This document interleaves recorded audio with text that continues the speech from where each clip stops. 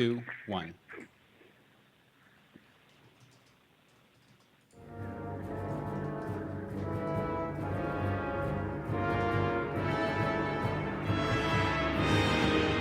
Who and where is the Batman? He's at home washing his tights. Welcome to Legends of Gotham, where we talk about Fox's hit series Gotham, set in the world of Batman. Although not tonight, we're talking the Batman film. It's still I'm in Bill Gotham, Meeks. and I'm Anne-Marie DeSimone. And that was more Mark Hamill's Joker than Jack Nicholson's Oh, it was Joker. all over the place. But it You're was a trying. Jack Nicholson line, so it was okay. We were doing some rehearsal beforehand. Like, I was trying to do Jack Nicholson and Christian Slater going into Jack Nicholson. And then I just went and did Mark Hamill instead. You know, I was trying to garner some wisdom from our guest tonight, because he's an actor. He's currently filming The 100. He's also been on Arrow, Once Upon a Time, bunch of other stuff that I don't have up here because I didn't know the IMDb. Way to be prepared. Way to be prepared. Yes. But Jarod Joseph, how are you doing, Jarod? I'm good, man. I think you just did the smorgasbord of Jokers. That was really good.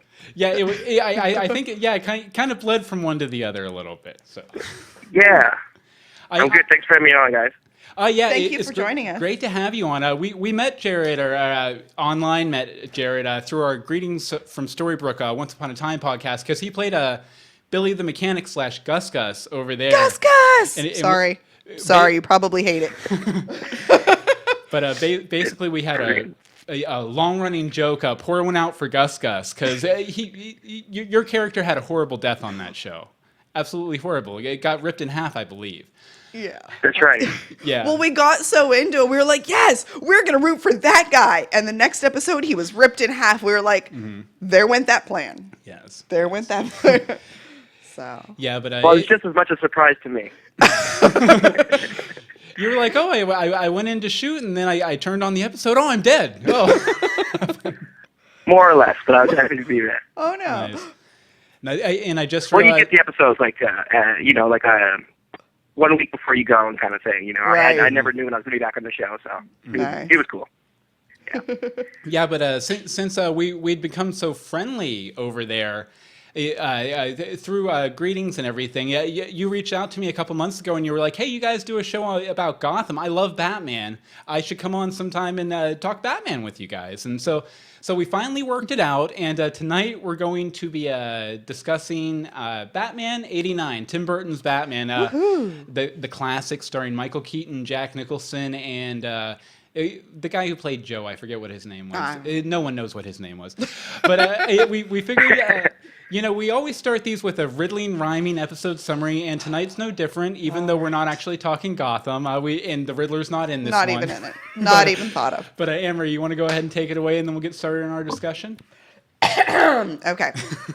Who killed the parents of Gotham's protector? Jack Napier's his name. He's a clownish specter. Can Batman stop his villainous schemes? Yes, if he buys stock in Mr. Clean. Can the Bat love? Alfred says yes. Will Bruce give up his cowl for the dress? Is this the story where the Dark Knight began? Forget about Nolan. We're talking Batman. Batman. Or Bat Dance, as the prince may say. I don't even want to go there. But Amory, I guess we like to get an idea of what you thought about it overall when we start the conversation, and you've never seen it before. I have, but it was probably in like 93 or you've never cared about it before. I have never cared about it before, and right now I'm scared of the 80s, and I don't want them to come back like that. It was terrifying. It was so scary. The clothes, the cameras, the no cell phones. I just can't handle it. But as someone who actually knows the Bat mythos mainly from Gotham, yes. What did you think about it? Besides the 80s hate. Besides my 80s hate, not bad. I feel like they completed the Joker story, but they didn't complete any of the other stories. Yeah. I feel there was a lot going, we're going to throw this out, see if we ran out of time. We're just going to let it bounce in the air. No, Jack Nicholson has too much pull. It's just going to be about his character. It's like, here, we've got this guy. He's pretty well known. People like him. We're going to use him. Well, I know a lot of people have said that this movie should have been called The Joker in a lot of ways. Yes. But But Jared, let's go to you next. What's your history with this movie? And obviously you like it because you suggested we watch it. But what's your history? Like, when was the first time you saw Batman? The week release, week release in '89. Oh, did you went to the theater and everything for it? Yeah, with awesome. Mom. But I had spent like maybe a year or two before that, just in a kindergarten or daycare, dressing up as Batman every single day, right? Nice. So as did we all. He was close to me, and then the film came out. I remember there was so much buzz around it. When Jack was attached and stuff like that. That they did like the Entertainment Tonight 30-second snippet, and I remember all that stuff. I was really young. I was old enough to resonate with me, but it was the first movie that I ever had the soundtrack for. First movie I ever had action figures for, and posters and whatnot. It's that movie for me. I know for a lot of people it's Star Wars and maybe whatever, but this is mine. So it's super close to me. Yeah. It was big back then too. They call it Batmania, I think. Just any product you could think of had Batman on it. You could get bread punched out in the shape Batman of bats. bread, perfect. Yeah, that's great. Bat bread. Bat bread. Bat bread, they called it. and you mentioned the soundtrack too. I know Anne-Marie's didn't quite like it as much, but yeah, a great soundtrack from Prince. Although awful. There was some like a mega mix on there that was like I think a couple of the songs like mixed up together, and it just like had like a hook of like Vicky Vale. Vicky Vale. I remember that very, very clearly. No, but the more go ahead. The more upbeat stuff wasn't maybe appropriate for the film. It was great cross-marketing for the time. We know what they were trying to do. Right. But there were a couple of songs in there that were real, like Scandalous, Prince's Scandalous for the Vicky and Bruce characters, It had some heart, it had some, relevance, but a lot of it was kind of like, oh, you made a Batman song. Yeah, and you did. Me personally, like I really liked the video for Bat Dance because they had like all the backup dancers. They were dressed up as Batman and the Joker. Yeah, here I'm going to show our watchers over on YouTube at live.universebox.com just a couple. Yeah, because Prince had he had kind of like the Two-Face thing going on where half of him was the Joker and half of him was Batman. That's how he dresses on a Thursday. Like that's normal for him. That is his Thursday outfit. That's completely accurate. But yeah, all sorts of good stuff. Yeah, I was really young when I originally saw it too. I was I have the music on here. But no, when I saw it too, I can't remember how old. Well, 89, so I was like 7, I think. Yeah. Yeah, and I was at my my aunt and uncle's, and the grown-ups were upstairs, talking around the kitchen table with coffee or something like that. And I noticed they had Batman there, and my mom wouldn't take me to see it.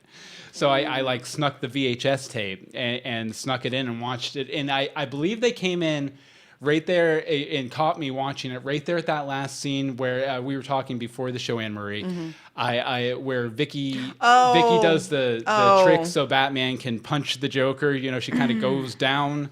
So I got in a little bit of trouble. I could see that. But really, at 7, did you have any idea what? No, you didn't get it. I thought she was tying a shoe. That's all. Okay, so we have. Oh, go ahead. No, you go ahead. Sorry. Okay, well, I guess we'll go ahead and get started talking about the individual characters here overall. We'll start with Bruce and Batman. Jared, what did you think of Michael Keaton's performance in this one? Well, I can answer it as the guy I am today, or the kid that watched it when I was young. Yeah, but I'd say answer it as the second first and the first second. Be the kid, then the adult. Yeah. Okay, I look back on it now. Who's charisma? His Bruce was a charismatic, real dude, a millionaire without asking for it. I really like that approach. In the other versions, it's kind of been stiff. There's been the guy in a suit that's, the playboy. This wasn't really a playboy. This is kind of a guy who got it kind of bestowed upon him and had to just acclimate. So I always could see oh, if I grew up to be that guy in any capacity, and I just put on that suit, then, that's just what it is. That's why I thought the juxtaposition between the two was really, really good in that regard. But, it was the 80s, and, the Tom Hanks of the world and them were really huge at the time. Mm-hmm. So I don't know if maybe he would have been cast later. Do you know what I mean? But yeah, I was a huge fan of his Bruce because we talk about Bruce being just a real dude all the time, but I think his was the most real. Yeah. I think there was a lot of controversy though, because I believe that his big movie before this one was I think he'd done Beetlejuice at that point maybe, but Mr. Mom. So he was known for more of like the big broad comedies and everything like that. Huh. But it's interesting what you say, because his Bruce Wayne, a lot of Bruce Wayne portrayals, like Christian Bale, for example, or even some more in this series of movies, the Bruce Wayne is like a mask for Batman. Where in this one, it feels almost like Bruce Wayne is a part of Batman's personality. Right. Like it's not a mask he puts on; it's just a part he puts away when he puts on the suit. A lot of time he feels like a real guy when he's acting as Bruce. A lot more than I think Christian Bale or anything like that. Yeah, I agree 1,000% with that. Actually, if you think about it, I mean, he wasn't the most. He wasn't broad. He wasn't huge, right? Mm-hmm. So you can go all psychological as you want on it. But when he put on the suit, he was a man. Whereas the other guy looks like a guy that would bump his head, or that you saw the soup scene, stuff like that. And he just, it was his. I know exactly what you mean, bro. I know I can't articulate it. But I know exactly what you mean. No, that's fine. Something else that the thing that really stuck out to me about his portrayal was he's just a lot of times as Bruce Wayne, he's very aloof and goofy, but he also has exactly. He has this dark side that he can kind of switch on when he needs to, like the scene with the fire poker. Yes! Oh my gosh! I was just like, whoa. Crazy. Yeah. She had to be so scared too, because it was like, this is not the person that I've at all talked to. Yeah, and he just has those moments of intensity. Another one I can think of is when the Joker makes his first big appearance in downtown Gotham at that press conference thing, and Vicky's been stalking Bruce Wayne and everything. Once they start shooting people, he just gets this look on his face like, I would not want to cross that guy in a dark alley. I know that's very inappropriate for very Batman. Inappropriate. But I also thought it was. I thought like you said, Jared, there was a lot of subtlety in his performance, and I remembered it. I remembered it being much bigger and much goofier on the rewatch. I think it was as dramatic as anything he did, and as nuanced as anything he did in the more recent Birdman, for sure. Mm-hmm. I can see that. I'm with you, man, and I don't mean to knock the other takes on Bruce, but like you said, if you think about it, he's got the goof. He's got the guy who's locked in his head, and Kelly's got some stuff going on, and then you had like 3 different versions of this guy, where I feel like you maybe get 1.5 in the other ones. Mm-hmm. You get serious Bruce, who's parading around Gotham as this guy for everybody, and then he's Batman. Yeah, it was just a fun take on it, Yeah. Oh, definitely. Okay, Anne-Marie, what did you think about this version of Bruce Wayne? I mean, you're familiar with young David from Gotham. I am. I mean, I'm familiar with enough from watching cartoons with the kids and stuff like that. And don't get it twisted or anything. Anne-Marie's seen like The Dark Knight. I've seen entirely too much at this point. It's getting crazy. But why does nobody know who he is? Like, he seems unknown. No one can explain his story to Vicky. Like, she's like, what is his deal? Mm-hmm. And they're like, I don't know. He just has this big mansion and has parties that everyone goes to. What? No. He's rich. He's famous. They own half the city. Like, but in this version, his dad was a doctor and not a businessman, which obviously he's like reconstructing everyone's face in all of the world to have that mansion. I will say that's comics accurate. That's comics accurate to have that gigantic house and be a doctor and no one knows him. Well, basically what it is Thomas kind of he's a doctor, and then he starts branching out to a lot of philanthropy, and then a big practice, and he has a big building in downtown Gotham and stuff like that. Yeah, but it feels like none of that really happens in this. Well, it's like I kind of think of it as we just moved to Orlando, so we don't know a lot about this area. But think about Atlanta, where we used to live. Did we know like the big millionaires in Atlanta? Really, did we know of them? Because we weren't. No, but part she of was the she was asking a reporter. Like she wasn't asking Joe Schmo off the street. She was asking Arliss, the reporter. She was asking a guy who probably She was should asking know. Arliss. She was, yeah. Yeah. You know what, though? Your original point was that the movie kind of passed over a lot of stuff, though. Right? Yes. You know, it kind of jumped right into it. So, Yeah. like, we got to chalk some of it up to being, okay, just fast track this. He's rich. This is what's happening. They don't know him, blah, blah, blah. Yeah. It, could be more of that than it is, negligence. I know, but it was a 2+ hour movie. Like they could have taken, like, I don't know. It just felt like having to explain that they didn't have a file on him and that they didn't know was harder than being like, oh yeah, this happened. Well, you also have to keep in mind, this movie wasn't made to be an exact representation of the Batman story. This was made. It was made as a vehicle for Tim Burton's vision of Batman. Okay. Yeah, so I blame Tim Burton. Tim Burton wanted to get to the really cool shots, the really well composed shots with the spirals and stuff. Yeah, like that's what he wanted. He didn't want to waste time on keeping everything super accurate. Okay, fine. But past that, you liked his portrayal and everything. Oh yeah, I mean, I thought it was really good. It was funny to see him like. I mean, I guess he's always so quiet.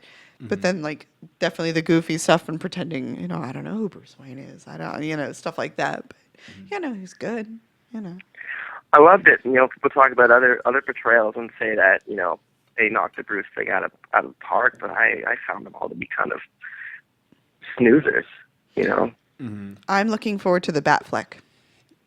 Yes, definitely. So much. I think it's going to be amazing. We'll discuss that later, but that's what I can't wait to see. Yeah, one has the only out of the other Batman films, and again, it's been a while since I've seen them, but the only moment that I think really kind of touched Keaton's kind of aloofness as Bruce Wayne was the one scene in I think it was Dark Knight with Christian Bale and the two models in the fountain and everything like that. Yes. Although again, as soon as he sent those two models off, he was back to being Batman, right? All the time, right. One issue actually. Yeah. Go ahead. No, I was just going to say that was about as close as you got away from, the two versions of the guy, and it was nice. It was, and even buying the hotel so that you can kind of defer, so that people think he's a snob and he's getting stares, so there's less attention on him, and he's just a playboy dumb little. He is, and it deflects more attention away from him. I thought that was great too. One thing I just wanted to point out before we move on to the next character is that, did you notice that anytime Bruce was sitting in front of the Bat computer, he had glasses on? Yeah. Did he need glasses as Batman, or did he just kind of like, I'll kind of guesstimate where things are? I think he guesstimated where things were, because he had him on like half the time as Bruce, because he needed stonewashed denim and black turtleneck to be Bruce, or else he wouldn't be Bruce. If they had panned that shot back a little farther, you would have seen, like, on the right side, a row of bat suits, on the left side, a row of turtlenecks. So. That's right. And then he eventually donated them all to Steve Jobs a few years later. So it was good. No, I think they got to Jerry Seinfeld for the 90s first. Yeah, they kind of passed through Seinfeld over to Jobs. Okay, that's right. So let's see here. Next character is the Joker, and I mean this is basically his origin story, which depending on who you ask is a good thing or a bad thing. Right. But what did you think of Jack Nicholson's Joker overall, Jared? At the time, I knew no better. Right. Granted, I had seen the Adam West one. Actually, I was pretty much obsessed with that one as well. My mom would attest to that. But people talk about this movie now, and they bring up camp, and they bring up all this stuff. But until 2005, this was the darkest thing we ever seen, right? Mm-hmm. Right. So for me, I was like, this guy is polarizing. He's scary. He's a boogeyman. I think they did a great job creating a boogeyman. Oh yeah, I could see that. Oh, definitely. At the time, though. Right. But I got more perspective, and I see it differently. Mm-hmm. But for the relevance of the time and what they were going for, I don't know what else they could have done, man. Yeah, one thing that I kind of found interesting, and this was actually one of my points, so yeah, it leads right into it, was just that, it's kind of, because, when I think back on Batman before rewatching it last night, I think, Jack Nicholson is Jack Nicholson as the Joker, and he, puts his identity on it and makes it all his own, kind of like Heath Ledger did. But then going back and watching it, you can totally see that the last live action version of the Joker we had was Cesar Romero, and you can see a lot of the influence that Jack Nicholson took from that portrayal, like especially kind of like the last and little hoo-hoos and stuff like that. Well, I'm sure it was coming from him and Tim Burton because I mean he's the one helping to set up that character too, and so I think that collaboration sort of did that. I think they married the Caesar version with The Shining with just Jack's natural charm. You know what I mean? Yes. Mm-hmm. Yes. You don't hire Jack Nicholson and expect Jack to get away from Jack. You know what I mean? There's not much you can do. You're getting Jack. Yeah. Oh, for sure. Don't buy Jack. This is probably... I don't know, up until that point, this was probably one of the most comedic roles he had ever done, too. I mean, obviously, there are points where it's completely disturbing, but there's a lot of jokes. It's the Joker, right? Oh, yeah. For sure. Yeah, because up until this point, he was kind of like Witches of Eastwick, One Flew Over the Cuckoo's Nest, Jack Nicholson, and then he became Joker Jack Nicholson, making money off all the Batman toys Jack Nicholson. Then getting to do whatever the heck he wanted, Jack Nicholson. Yeah. Getting top billing ahead of Michael Keaton, Jack Nicholson. Exactly. Yes. Exactly. Yeah. As we mentioned before, it totally it's basically the Joker's movie. Yeah. One of the things that I thought was very interesting and very much like the comic book Joker was kind of how he gets fixated and obsessed with art as a medium for his murder, because the Joker does that all the time in the comics. Like for whatever Joker story is going on, he'll just get fixated on some sort of like weird motif like that. Mm-hmm. Like, hey, I'm gonna do a lot of crimes as a cowboy, or based around television or something like that. And I just thought that was very Joker-like to have him kind of just fixate on art and kind of art is murder and stuff like that. One other thing that I did notice is just that outside of really his kind of taking over of the local mob and everything, we never really see the Joker commit too much like violence directly. It mostly like routes out through his henchmen, and obviously in the last fight scene, there's a little some punches there, are thrown, but the joy buzzer of death and stuff. If you knew the Joker from the best Joker story that had come out up until this movie came out, The Killing Joke, some might say the best Joker story ever. He's not afraid to get his hands a little bloody, and in this movie, he kind of delegates that. He's learning. Mm-hmm. He wasn't experienced in it yet. This was just the introduction. That's a great point.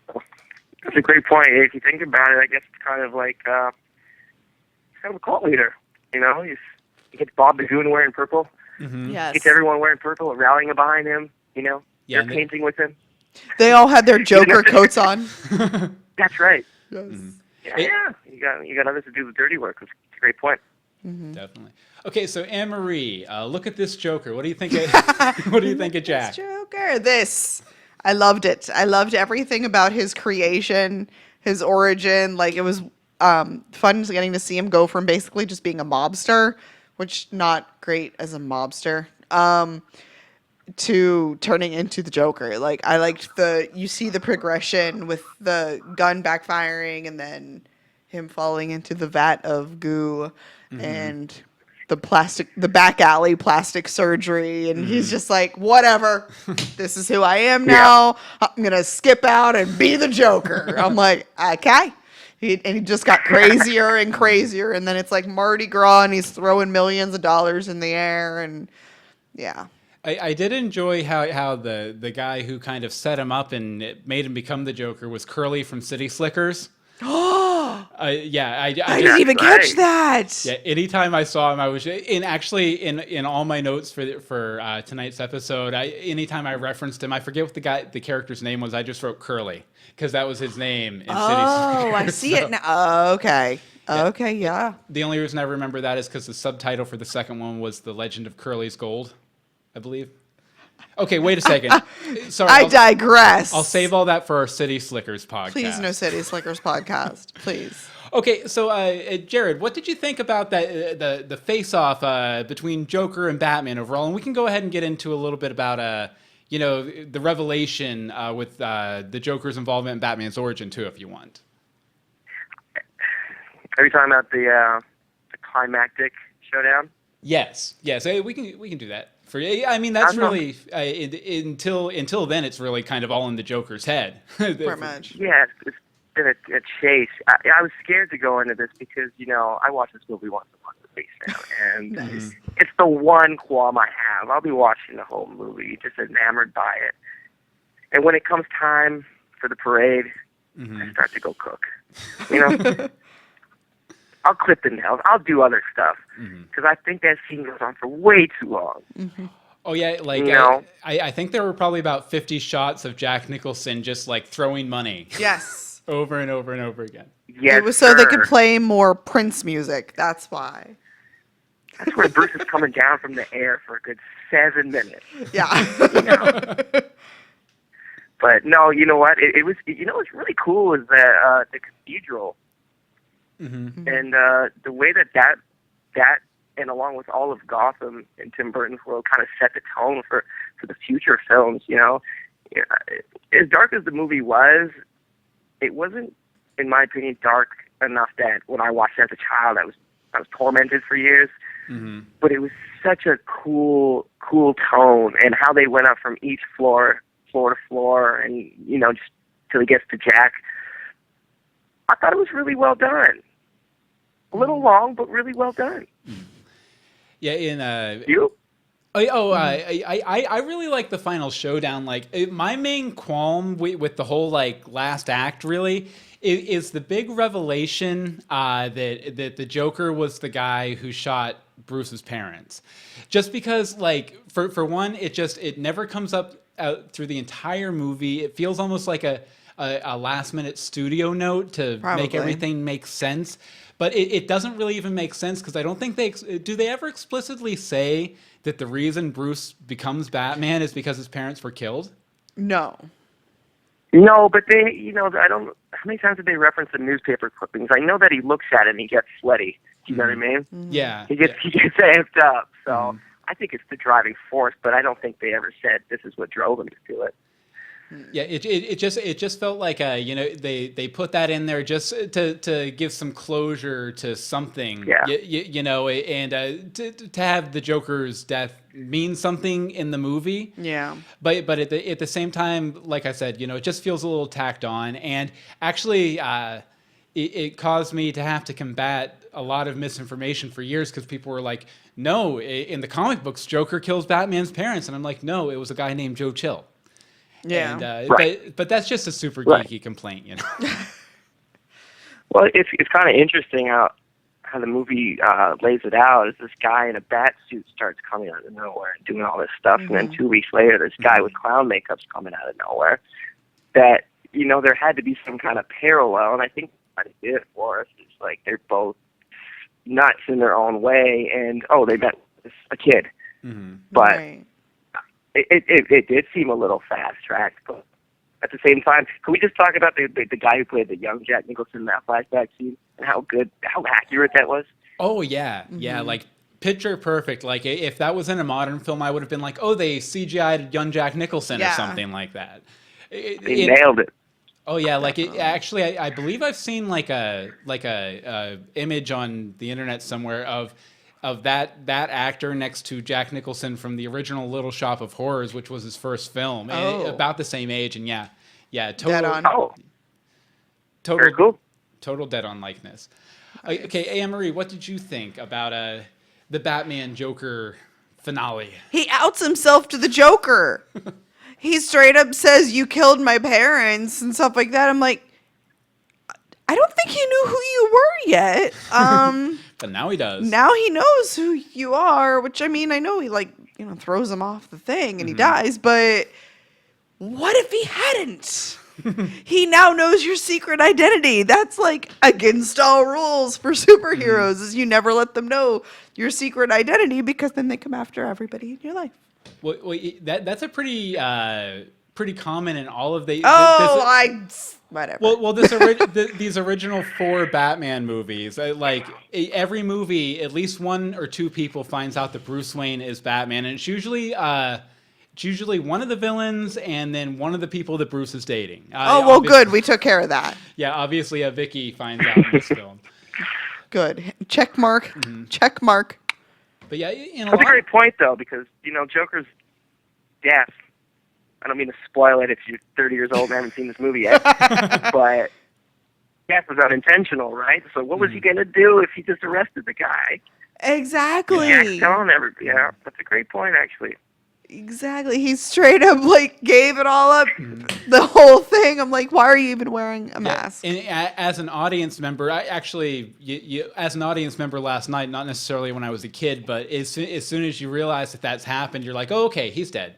Because you can't there's no other way out of that situation without stopping the Batman story in its tracks. And but the way that it actually even sounds that Joker kills parents, dude becomes Batman, Batman kills dude who killed parents, game over, no more Batman.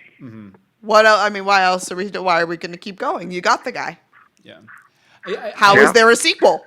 There's no need for a sequel. I kind of would have liked to have seen this Joker kind of survive though, and maybe inspire the next round of villains when he's in Arkham or something like that, and maybe just have Jack have a little cameo in Returns or something like that. That would have been fun. That would have been interesting. That would have been great. Yeah. Mm-hmm. Yeah, but there would have went the entire budget for the movie. So. Yeah, just to get that cameo. It's true. It's true. Okay, let's see here. Next character we wanted to talk about a little bit was the other person who figured it out. Yeah, Vicky Vale, Kim Basinger. Basically, Vicky Vale, if you don't know, she's a comic book character, and I guess that's kind of why they chose her for this movie. But she was basically like a low-rent Lois Lane back in the 50s and 60s. That I believe actually they brought her in, and then they brought Batwoman in to kind of waylay the speculation that there was an improper relationship between Batman and Robin. Oh, of course. From the whole seduction of the innocence controversy that happened back then. But, she never really graduated as a character past that in the comics. And she really doesn't grow much past that in this movie either, I don't think. They also reveal in Batman Returns that she couldn't handle the whole dual identity thing, and she breaks up with Bruce over it. So now there's a photojournalist out there who's just one bad year in her career away from tell all. Bruce Wayne is Batman, right. And I slept with him. Yeah, I dated Batman. There you go. You're gonna make a couple million now. Meh. Yeah, but Joseph, what did you think of Vicky Vale? Vicky Vale. Hot. All right, fine. I'll give you that. Right? I'm kind of honing in on it right now. She might have been one of my top 3 crushes on this planet. Nice. So, I got that thing going with her. Mm-hmm. But, it's like any other movie from that time for me, especially a superhero one. There hadn't been many, but, the guy's going to have a love interest. Mm-hmm. And whether he's in a pre-existing relationship before we start watching the movie, or this chick shows up out of nowhere and does an article and falls in love with him just for the movie, that's fine. But I didn't question too much of it, and I really did. It made sense to me. She's enamored by this millionaire when she gets to town, millionaire at the time, right? Mm-hmm. When she gets to town, and they fall for each other, and that's that. One thing leads to another. Yeah. And Alfred kind of pushes them together a little bit, Well, because I think he thought she would make him stop, which is weird because doesn't he help train Bruce to... he head does. Hurt. In Gotham... Yes, I'm trying to block out Gotham, which is very hard. In Gotham, Alfred is becoming more and more of a willing participant in the mission. And I know, but in a lot of things, Alfred tries to stop him. Mm-hmm. Because he's like, you're going to kill yourself and fall off of something. Stop it, Bruce. But he still had to know what he was doing. Kind of different. Yeah. To the whole thing. Oh, you're back? You want soup? Yeah, exactly. Exactly. He's like, hold on, let me pick up your girlfriend and bring her to the house while you're out fighting crime. Like, what is That's that? right. Well, I mean, the actor, I mean, he didn't have too much to throw a lot of nuance into Alfred's character because he was busy appearing in every McDonald's and Coca-Cola commercial in support of this movie and every other Batman movie in this series. He was that guy. Yeah, Oh, that Diet Coke commercial. Oh, definitely. Actually, I almost played before we started. I found a video copy, and sorry, Jared, I don't think you'll be able to hear this at all, but I found a video copy of like the commercials that were on the Batman VHS tape before the movie Yep. began. Yeah, the Diet Coke commercial with Alfred, and then a commercial with Bugs Bunny and Daffy Duck advertising a mail order catalog that you had to call a 900 number that was like $3.99 a minute to order. Oh. And I'm sure they kept you on there as long as they possibly I'm sure could. they did. Yeah, but The 900 number. This is all real. But, even from the first commercial, you put that VHS in, you're waiting for that WB logo to get up there, and you're ready, Yeah, actually, like I'd almost completely blanked on the commercial, and then I saw I go to this subreddit on Reddit sometimes called Obscure Media, where they post a bunch of old commercials and old TV shows and stuff like that. And I saw it on there, and I clicked it, and I was like, oh, wait a second, I'm 7 again in that basement, and this is what I was watching at the time. That's right. Sweet. Okay, let's see here. I actually, Emery, I'm going to cut this one here. That's fine. It Yeah. wasn't great. And let's see. Before we had a couple more just general points we wanted to make, Jared. But first, we'll throw it to you. Anything that we haven't touched on yet that you definitely wanted to touch on about Batman? No, man. I feel like we're covering the bases in terms of the movie goes. And, Okay. whatever hits us, I'm down. Excellent. Okay. Well, one thing I wanted to definitely point out was I noticed a bit. This was a big trope in '80s movies where a combination of common household items like the chemicals kind of mixed together to do something awful. I remember it happening in several '80s movies, kind of like a fear of the mundane kind of thing. Right. The movie I remember it happening best in was The Incredible Shrinking Woman with Lily Tomlin, where basically I think it was marshmallows, bleach, and hair dye, and it makes her shrink down to like Ant-Man sized, to be relevant. To be relevant. To be a relevant reference. But I just thought that was worth pointing out. That was a big trope in the 80s, and I'm not sure why. We were afraid of our common household items. Apparently. No hairspray. Hairspray alone was fine. Yes. If we're on it, Yeah. the reason I don't question the Bruce and Vicky relationship as much, and where did she come from, why is she here, is because Joker shook a guy's hand and electrified him, Yeah. to his socks. Yeah. He fell in the acid, the vial, and he's got his bones. Yeah. I let some things go. That's true. That's true. You have a very willing suspension of disbelief. Yes. That's right. Yes. I was along for the ride. Now at almost 30 now, I'm not. I stuff bothers me when I watch it. And I'm like, this why? But I remember just back then. Even now, like the nostalgia value of it will override any particulars for me at this point. They're all great points. And I'm sure Tim would look back on them and say, that makes sense. I should change that. Yeah. Well, the thing is, like you said, you watch it frequently. It's not something that you haven't watched for 15, 20 years like us. So to you, it makes more sense. You're like, no, that's just the way it always is. And here we're like, that is the 80s and that needs to die. Like that, I'm like, that makes no sense. That shouldn't have happened. Like that's my struggle watching it or walking into I just got the dogma. I got the dogma. Yep.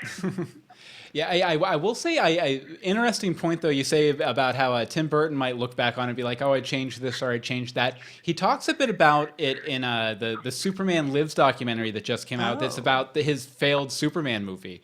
And Awesome. Oh, that's right. Is that the one with Nicolas Cage? Yeah, with Yes. Nicolas Cage. But he talks a bit about it, and awful. and I guess the reason he decided to do originally he wasn't going to come back and do another Batman, but the thing is, he felt so ill-equipped to make this first Batman movie, and he learned so much while he was on it that he wanted a chance. He was like, okay, that was the test one. Let's go back and do the real one now with Returns. Like now that I've learned all this stuff about how to make a Batman movie, let's apply it to this next one here with Returns and stuff. So he probably would go back and change a couple of He's a things. young guy. It was super experimental for him and probably really daunting, and he wasn't necessarily a fan. He talks about that a lot, and Then why did he make a movie if he wasn't a fan? Money? Money. Okay, fine. Plus, I think he liked the darkness of the character. I and can see that. Okay. He thought he could imbue Gotham City with a lot of spirally things, as Tim Burton is wont to do. He does like spirally things. That's what I was just like looking at his what he's made. Oof. Okay, for the second movie, though, Yes. it was almost like for the first movie, he tried Sambuca for the first time, And when he got greenlit to make the second one, it was like, more shots. Come on, more shots, Instead of just nursing that one drink and running with that, I think he went a little crazy with it. But even that movie has its own charm and its own purpose, Oh yeah, definitely. I think he for Returns, I think he went maybe 10% too far with the Penguin. But I still DeVito played it great though. I love Returns. See, that's the thing. I'm actually much more familiar with Batman Returns than Batman. Oh really? I probably have seen that like 10 times more. Nice. So that one I could have. I got a lot of memories associated with that one too. That was Michelle Pfeiffer. Yes. That was her introduction to my world. Yes. That was a big happening, and again with the posters and the action figures and stuff like that. These two movies. Oh yeah, I remember the year that came out. When I was a kid, it was the first year for Christmas. Instead of getting us presents, my parents just gave us cash to go get what we wanted. And I went and got like all the Batman Returns toys I could. Like I had Penguin's like duck boat thing and everything. Okay, Anne-Marie. I remember looking in the Toys R Us catalog, and they had his Penguin, or his rubber ducky. They had his rubber ducky. That is fantastic. We had no money, so there was not a chance of getting that. But it was cool to see that. Mm-hmm. Okay. Definitely.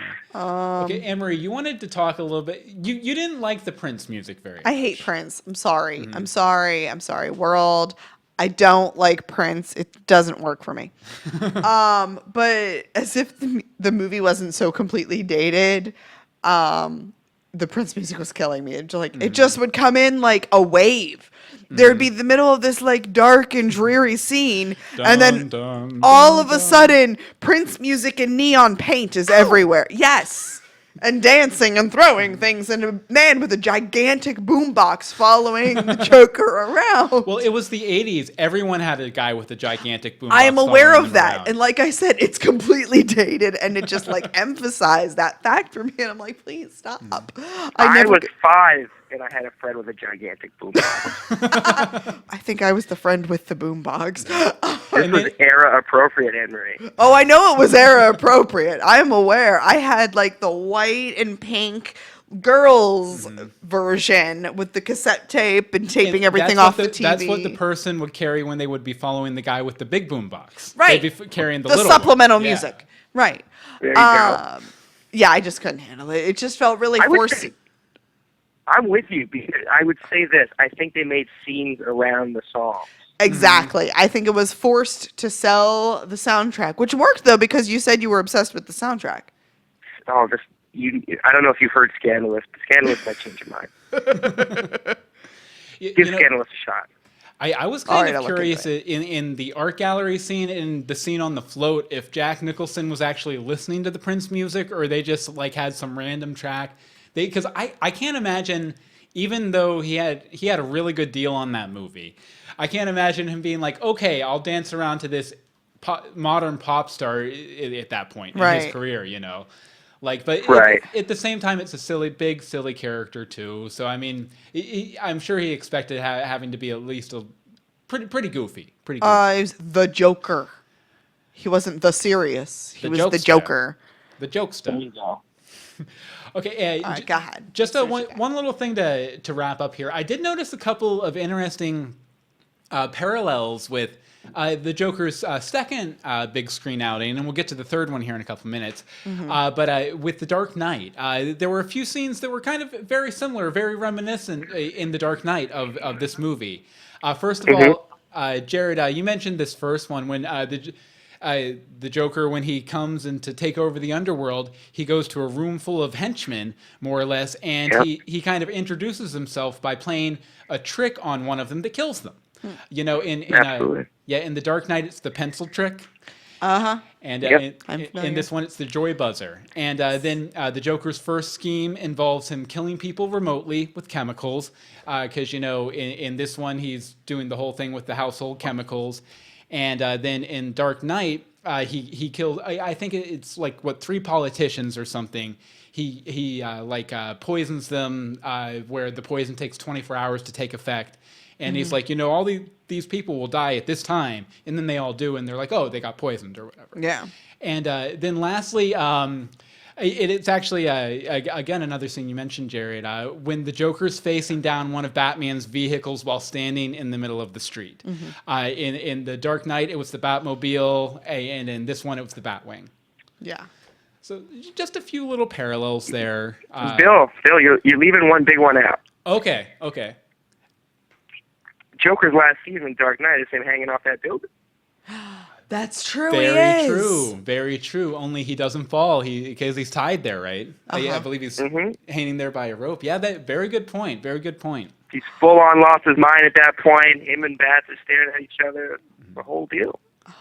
Yep. Excellent. I knew there was a reason we had you on to talk about this, besides you suggesting we talk about this. What's up? Yes. Okay, let's see here. Anne-Marie, we're going to go ahead and skip the ad for today, I think. That's fair. And we're going to wrap up talking a little bit about the new DC Comics movies offerings. We got some trailers at the Comicon. So wait. We're not going to do a scale? Oh, you know what? You're completely right. We have to do an arbitrary scale. Yeah, Jared, as a part of our wrap-up of a discussion of a piece of fiction, generally we do an arbitrary scale. So let's see here. I'll start with you, Anne-Marie. Out of 127 cans of Diet Coke served by Alfred, how many cans of Diet Coke served by Alfred would you give this movie? I'm going to give this movie 103 cans of Coke served by Alfred. Why's that? Because it was a good movie. Yeah, it's completely dated and crazy, but it's still a really good movie. But I'm guessing. Anne-Marie. Yes. At the end of the day, I think you'll agree on this. You got to give it the point that it was a template for anything dark-ish that came out after. Oh yeah, I'll give it that for sure. Okay, Jarod Joseph. Cool. Thank you on behalf of Tim Burton. Well, I was sitting here looking through his IMDb, and I'm like, oh, it just kept getting crazier, didn't it? Then. Jarod Joseph, out of 127 cans of Diet Coke served by Alfred with a straw in them, because you don't want to get a lip print on the glass. What do you give it? You said how many? 127. 27. 127. 127. 127. Well, 128, of course. This movie shaped the man I'm becoming. The man I'm still in the process of being. That's right. And as for me, I'm you. going to give it. I'm going to give it 127. I won't give it 128 because I don't want to feel like I'm copying Jared.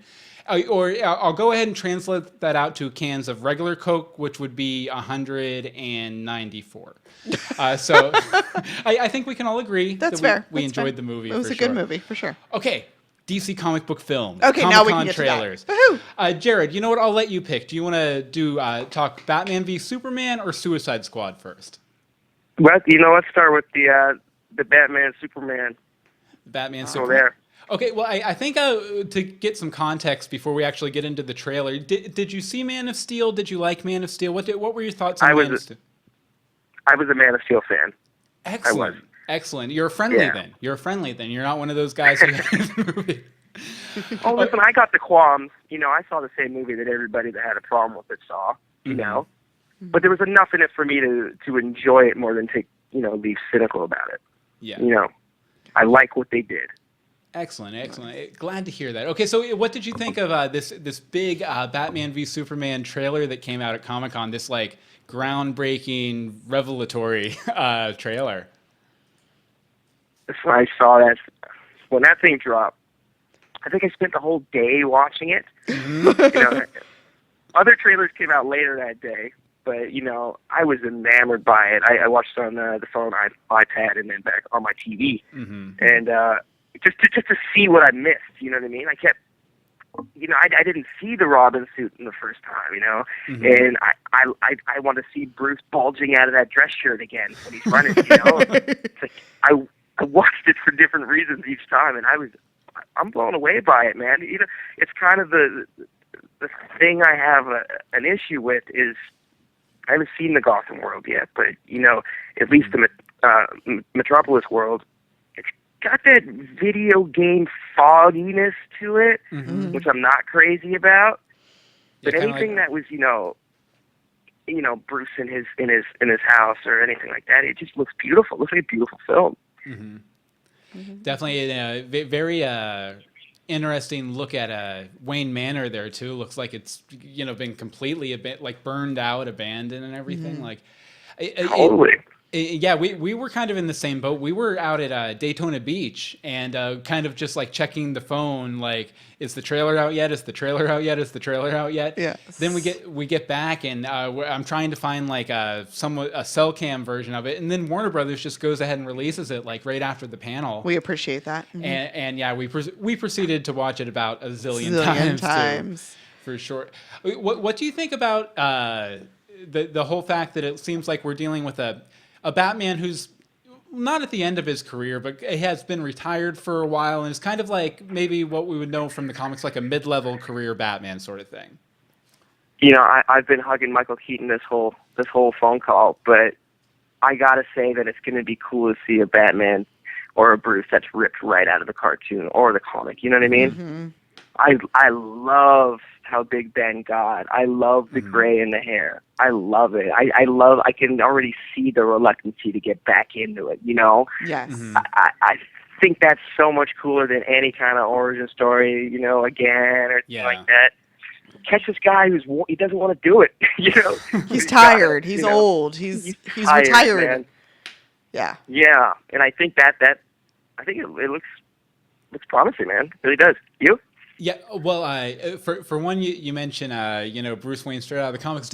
In the scene where he's like running towards the falling building, does he not remind you of Bruce Wayne from Batman the Animated Series? Like he looks like yes, like they used him as a model to make that character almost. Oh, it's him. It's him, 100%. It's the jaw. Yeah. He has the Batman cartoon jaw. Ooh, look at that vest and that shirt. It's gonna rip. When he goes for a hug, that thing's gonna rip. Yes. Also, his angry face when he's like looking at the newspaper, like you let your family die or whatever, and then he gets that angry face. I'm like, oh. Well, and it's the trying to figure out what all of those little things mean because we don't know this Batman yet. This is a whole new Batman. Yes, we have Man of Steel, whatever. I slept through the last 20 minutes, whatever. I'll watch it. But we don't have the Batman yet. This is the introduction to him and finding out what family are they referring to. Is it his employees? Is it an actual family? Did he actually settle down and have a family? Yeah, because there has been speculation with that too. Because the little girl. Yeah, the little girl and stuff like it. Maybe he had a family going on, around that time. Maybe they were in that building that fell. Maybe that's why he quit being the Batman. Exactly. Yeah. So many things. I got a few questions though. All right. Jesse Eisenberg and that hair. That's not even a full question, but that's my general question. See, I like it. If anybody could tell me more, that'd be great. Okay. Well, are you aware of the role that Lex Luthor's baldness played in his Silver Age origin? I am. My only thing is that it's a younger Lex, right? Like nobody was really expecting that with casting when this was starting. I know it ain't his real hair, but I want to see that end of the film bald take on it that Jesse's done. But I'm just, the jury's still out for this Lex for me. Yeah, mostly the age, not the hair. I'm pretty sure we're going to get that, considering the first promo shot they released of him, he did have the bald head. Or at least it looked like, maybe not completely bald, but like back. Mostly shaved down. Okay. But the thing is like, I think, while he doesn't become super big enemies with Superman because of the baldness, I think it's a constant reminder to him of, well, in the Silver Age, it was basically Superman saves him from a lab explosion, but in the process, destroying a new form of life that Lex had created. So every time he looks at his bald head in the mirror, he sees that life form that he had created that, in his mind, Superman destroyed vindictively. And so I guess my question is, Bill, can he get evil? I can think Jesse Eisenberg get evil? I think so. I think if nothing else, he might not be like overtly like mustache twirly evil. I think his hubris will make him do evil things. Because he definitely comes across as a guy, and this is Lex Luthor through and through, a guy who's just, he thinks he's the smartest guy in the room because he usually is. He loves the sound of his own voice. He loves when he's clever. You know, that the red capes are coming thing. You can hear in his voice there that he's just so pleased with himself that he kind of came up with this kind of cool catchphrase or whatever. You know? So you don't sound convinced on that one. No, you're making great points, actually. You know, and what I did see of him I really liked, but there's got to be a juxtaposition by the end of the movie of, okay, he's gone full Lex. You know? Oh yeah, and I'm anticipating nothing less than him being like completely, you know, because the basic setup for him is he's going to be kind of like running like LexCorp's kind of like internet startup, more or less, or that kind of company. And I think by the end of it, he's going to be disgraced, downtrodden, probably in jail, ready to break out for the Justice League movie or wherever he shows up next. Right. So, I kind of almost think, you know, what we see with the Robin suit in the Batcave and everything, with the you know, jokes on you, Batman, aha. But I kind of think that there's going to be a secret Joker appearance at the end of this movie, because I know they're still doing some reshoots on this movie and some shooting on this movie. So I could totally see them bringing in Jared Leto for like the big climactic battle. Because I mean, in the comic books, anytime Batman and Superman face off, for the first time, the villains are almost always Lex Luthor and the Joker. They have to have them both. They have to have them both, or it just doesn't work. Yeah, I mean, it'll work. It'll work. It'll be good enough. But we need to have the Joker. We need it. We need Leto. I want to see Jesse Eisenberg react to Jared Leto. Yes. I want his opinion on it. What do you think about, Jared, about the whole theme of like, you know, the world not trusting Superman and Batman, you know, kind of being okay with that and maybe trying to bring Superman down a peg or two and everything? What do you think about that? One of us. I dig that, man. I really do. Well, I remember like one of the early synopses. I don't know if they were official or whatnot. It was basically Bruce saying, "Tone it down a notch," you know, like I've done this before. Don't make my mistakes. I think there's a big level of that that's going to be in the film. But I think we're going to spend a good portion of it being pretty pissed off about what happened to Man of Steel, you know, and I think in the real world, most people would not be in favor of this guy that's going to knock your condo down when he gets, you know, when somebody jaywalks. But I like that. Cool. Yeah, and at the same time, it seems like they kind of have different aspects where, like, you know, while some people hate him for it, other people are worshiping him because they're like, oh my goodness, it's this god level character or person who exists on our world now. We should worship him. Right. Why not? Right. But definitely like the one frame from this trailer that stuck out to me is like, okay, they're finally doing the comics as movies now. It's the protesters with like you know, like the God hates alien signs and everything. Yeah. Like that has been a very common theme in the Superman comics since the 70s. Yeah. A writer always. Yeah. One of my It's an favorite. extension of the Christ parallels and, the minority parallels. It's just an extension on that. Oh, definitely. Yeah, but I wish it was coming out this year like originally Yes. planned. Like I'm just like ready for it. I need Batman v Superman in my life. I think part of the reason, like you said, they're still doing reshoots. Mm-hmm. At this point, there's no way they would have been able to have. It could be because of trying to pull in the Jared Leto character into some of it, because now aren't they into like main shooting of that? Yeah, well, I think actually, They should be wrapping though. Yeah, soon. I almost want to say that Leto hasn't been making a lot of it. He hasn't been in a lot of the on-set pictures that they've been coming out with recently. They're not going to want to. They're going to be hiding. He hasn't been in a lot of the press stuff for it. So, like, I don't know if he's done on that or not. But you know what, Bill, man? What's that? This is my guess. We'll probably get a little Easter egg, little Marvel-esque end of credits. Mm-hmm. Get ready for a Suicide Squad kind of deal. Do you know what I mean? Or, oh yeah. The next picture's coming soon. We're gonna get something like that, if not a full standalone scene. Yeah, like I could at the totally, very least. I could totally see it ending with the Joker in the jail cell, and then Suicide Squad opening with the Joker in the jail cell kind of thing. Right. Or like their first action is to like break him out or something like that. I could totally see that. Mm-hmm.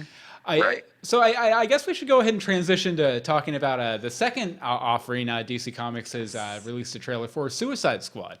What did you think of this one, Jared? Again, enamored. Like this film trailers come out all the time, and you watch them and you kind of forget about them, and then these are 3 months later, and then you go watch it or whatever. Right. But this just like the one we were just talking about is like, come to me, I want you now. Yes. And I haven't felt that in so long. It's so cool, man. I've been watching, the films from the other universe, and they're great. They have their charm, but I kind of know what I'm getting when I leave.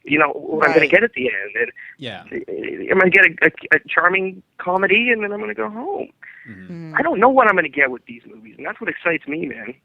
Oh yeah, like all of these movies, so far, they seem like they all have a unique voice, and versus the other companies' movies, Marvel movies, like these definitely feel like firmly made for grown-ups. Right. Like these are not any movie you're gonna see a trailer for on TV and be like, oh, I could take my kid to see that. You're thinking, oh, wait a second, I want to keep my kid away from that until he's old enough to handle it. Yes.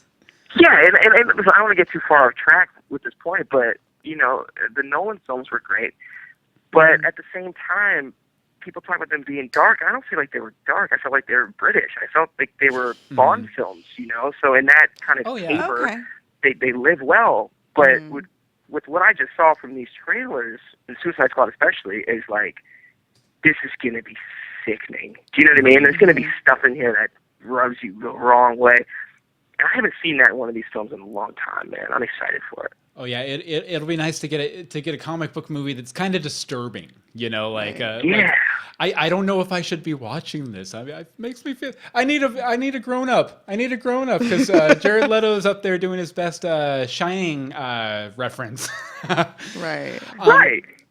Even Harley hanging from the cage with the all the towels hanging off her and stuff like that, Yes. the bandages. I'm like, that's already the darkest thing I've ever seen in my life. Look at that. Oh, definitely. I'm excited. Cirque du Soleil Harley. Yes. What did you think about Killer Croc? How they're doing Killer Croc? Because I guess that's all practical. Like it's mostly makeup and everything. Like I thought it was a pretty interesting look for him. He looks almost like a retired boxer or something like that. Yeah, I felt like his look was kind of the one that really establishes like what world they're going for, because everyone else is fairly human. They got their things and they got their look about them, but this is the one that, oh, this guy's like legitimately supernatural. Okay, got it. Yeah. And I think that's kind of going to open up that Pandora's box for that kind of stuff. I was surprised when I first saw it, the picture prior to the trailer. Is like, okay, so he's really got something. What is it? But actually, there's a movie that came out years ago, man. It was Punisher Warzone. I don't know if you saw it. I saw that one. It was sadistic, and it had like the fluorescent lighting, and I noticed a lot of it in this movie. And people had these crazy looks and stuff like that, and they kind of went unexplained. But I don't know. I don't know what they're going to do with it, but it looks cool. It could have been CGI. It could have been a guy with leprosy. I don't know. See, man. Yeah, and I definitely think he'll definitely bring in kind of like like the metahuman element to it, and then there's another character, the Enchantress, who's going to be in it, who'll bring in kind of like the magic side of the DC universe too, which I'm very excited about because that's never really been shown on film before. Like, because I mean, magic is like it's a big deal in the DC universe. They even had I forget the fantasy author's name, but they had like one of the premier fantasy authors come in and write like a big 1,000-page Bible of how like magic works in the DC universe, and these are the rules, and these are the major players, and all this stuff. But overall, like this trailer, it feels like, Batman v Superman is kind of these are the three biggest heroes, because we never really talked about Wonder Woman. Yeah, we kind of ignored that. Well, it seems like she's going to be in for the She looks last great. battle. Yeah. Anyway. She does. She definitely. does. She looks awesome. But but that's going to be our big kind of like play, and this is our setup for the big Justice League that we're doing in a couple of years. And then I feel like Suicide Squad is coming in, and this is going to give some texture to the universe, to give some more context for once we get to that Justice League. So Right.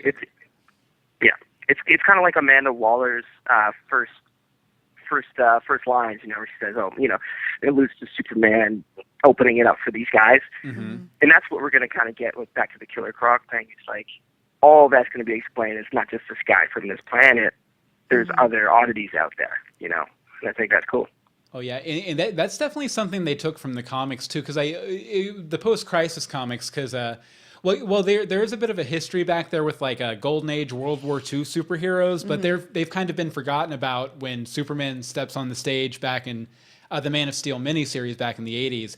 And then it's like within like a year of him showing up, all these other metahumans start popping up, and that's how the Justice League forms. So it's cool to see that they're kind of bringing it back to the comics that way. If nothing else, like both of these trailers, it feels like the comic book DC universe I grew up with. On film with real people, and I never thought it was going to happen. Yay! Yeah. Like I just never, I never thought it was going to happen. I'm so happy it is. You pleased so far? Oh, definitely. Like I don't think I've seen anything that has me worried, like at all. And I guess we should end this on Leto's Joker. What did you think of Leto's Joker overall? What do you think about the grill and the tattoos and all the controversy about those? I trust the actor. Ultimately, I do. I trust the guy. He's great. We were talking about Joker from the beginning of this thing, and it's obviously not my Joker. I'm married to Jack. So, I'm up to any take beyond that. The tattoo's not a huge fan. The grill, I get it. Maybe he has a little Hannibal thing going on, but I'm just interested to see what it is. I'm not going to write anything off. I don't write anything off anymore, man. Yeah. See, what I've been thinking with it, with the grill and everything, is just like I have a feeling, if like it appears to be, if Joker killed Robin, then I wouldn't put it past old Ben Affleck to bust out the Joker's teeth. Yeah, I mean, and this is probably a little time past whenever that happens. Right. So that makes a lot of sense. But yeah, I'm super excited. And yeah, Leto's always had he's had a reputation of being the guy who's kind of super sexy / creepy a little bit. Yes. And kind yes. of bad That is to a be perfect, around. perfect definition. That is a perfect definition. Yes. Yeah, I mean, like any actor in the world, he's had some hits and some misses, man. But one thing, he goes for it every time. He goes hard every time. Yeah, and I definitely feel like they're taking a lot of a Sid and Nancy kind of influence for him and Harley in this movie, which Totally. Which I'm super pumped about too. That's a great point. Yeah. Okay, well, I guess an extra long episode tonight, but I like it. Great conversation, Jarod. Thank you so much for joining us. Yes, thank you so much. And Hey, it's meant the world. Thanks, guys. Oh, yeah, thank you very much. And as always, you can follow Jarod on Twitter at Jarod Joseph. We'll have the link in the show notes at legendsofgotham.com. Catch him on the 100 when it comes back. Woo-hoo. And he gets around. He's on other stuff, too. Go to his IMDb page, stalk everything he's on. Go watch this guy. He's Stalk great. him. Yes, that's what we want to leave people with. Yeah, is stalk him. basically, we're wrapping up here. Thank you so much, Jarod Joseph. Now we're going to send a bunch of stalkers after you. I hope you appreciate it. That's all right. Anybody that wants to listen to me yell or read me yell on Twitter. Oh yeah, this guy must follow on Twitter. He hilarious. I especially when it gets to be about like 4 or 5 in the morning and you're still tweeting. Those are the best ones. Those are the best ones. Yeah. He's like, those I'm are a the tweets maniac. I want to delete. Okay, Anne-Marie, Yeah. where can people find you online? You can find me on the Twitters at AMDSimone. And as for me, you can follow me on Twitter at Bill Meeks. You can follow all the podcasts we do at universebox.com. And if you want to pick up one of the superhero stories I write, you can go to dogboyadventures.com. Whole series of books. They're kind of fun. You might enjoy them. Pretty good. Okay, well, I guess that There's a about chest does mouth. it. Yeah, there's a There's chest a mouth. chest mouth. It's creepy. A abdominis dentia. Or I something don't like that. really remember. Okay, but we'll be back with another commentary next week, and I'm sure we'll have more commentaries and then Another spoiler party spoiler before the party. season starts. We're talking about doing another charity thing, maybe Yes, with some other there might be Gotham another podcasts. charity thing with DCTV podcast. Stay tuned. Yes, definitely. So join us next time for more Legends of Gotham. Oh, and I You cut- turned it off as I'm I cut off the singing. music. Sorry about that. Now I look even more crazy than usual. Yeah, well, you always look a little bit crazy. And I'm aware. Jared probably thinks you're super crazy. He probably because thinks- he can't hear. Oh, he can't hear the music? Yeah. Okay, but thanks, guys, Thank who you, came out in the chat and everyone. everything. We're going to head out here, but thank you very much. Good night.